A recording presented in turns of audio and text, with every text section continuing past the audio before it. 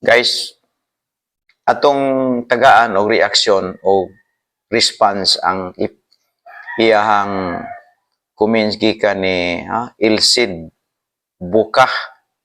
Muni ingon niya Ilsid Bukah yang comments ingon pa niya nga ipasabot daw na nga verse diri pastor kung taas man jud ka og kaalam sa Biblia. Ug unsa pud na nga paagi nga pagbautismo. Okay. Ang iyang buti pasabot ana kay kini magong mga Pentecostal basta makabasa na sila og bautismo ang ilaan ang konklusyon tubig na. Buti pasabot nga tubig ra gyud nahibaluan nila nga bautismo.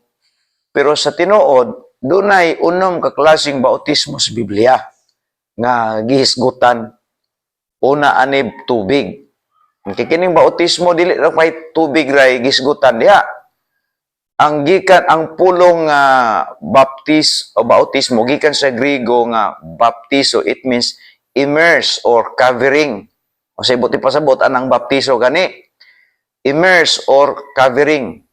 So mo na ibuti pasabot sa baptizo sa Griego. So depende na ay covering of the clouds. So mo nang gihisgutan ni Paul sa 1 Corinthians chapter 10 verse number 2 nga baptism of clouds. Kay katong mga nanggawa sa Egypt nga 500 ka mga Israelite, gikabiran sila sa panganod, mo tong gitawag sila ni Paul og covering of the baptism of the clouds. Kay gikoveran sila sa clouds. So ang pulong baptism gikan sa Griego nga baptizo, it means covering or cover or immerse or covering. Dili na buti pasabot nga ang bautismo, pag makabasa ka sa Bible og bautismo, mingon na dayon ka nga tubig na. Kay dili lagi tubig ang buti pasabot sa bautismo. Ang buti pasabot sa bautismo sa Griego nga gikan sa word nga baptizo, immerse or covering. So katong 1 Corinthians chapter 10 verse 2, baptism of clouds ang giingon din ni Paul. Meaning katong 500 ka mga tao nga nang 500,000 ka mga taong nanggawa sa Egypt, gipanguluhan ni Moses silang tanan gitawag sa baptism of clouds kay gikabiran sa panganod panahon sa adlaw. So mo na siya ang bautismo, ang word, ang meaning baptism.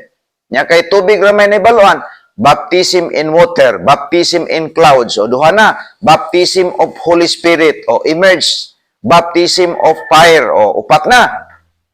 So dili lang kay usa lang ka bautismo ang gisgutan diha. Na pag ikalima, baptisms of lihans, preparing for the ministry. Unsa man na lihans, ang imong ang missionary kung ipadala na sa ordinahan siya nga sa pastor, paludhon na siya.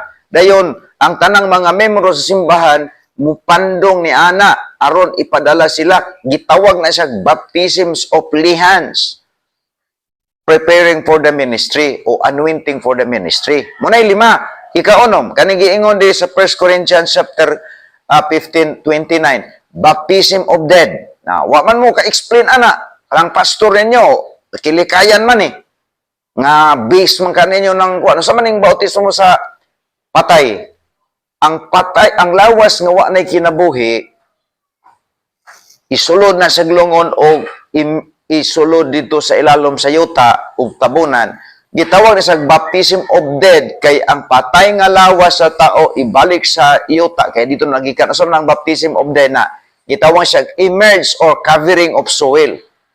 So mo na ang unom ka klaseng bautismo nga naa sa Biblia. Mo nang i-challenge ta ka kanang pastor ninyo, i-question na pila ka bautismo ang gitudlo sa Biblia. Kay kung natiguwang na kagbalik-balik dahil sa inyong tigom unya usaragi inyong hibaluan, di na kakamaturan.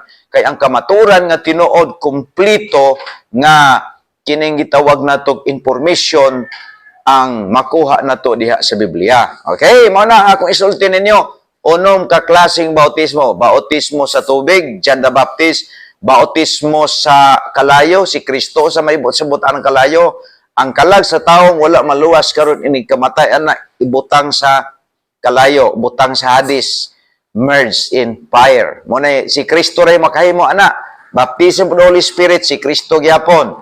Nya baptism of the clouds katong mga katawan sa Israel nga nanggawa sa Egypt nga 500,000 sila kabuk ikaberan sila sa panganod mo nang iyong Paul, baptism of the clouds. Baptisms of dead, kanang lawas sa taong ilubong sa ilang suyota, covering of the soil, mo nang baptism of dead na.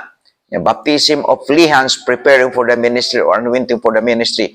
Maunay gitawag og ikaunom nga bautismo nga gimension sa Bible. So, ako nag-explain ni, kaya nag-request man ka, so hinaot nga makatabang ni mo ni. Okay?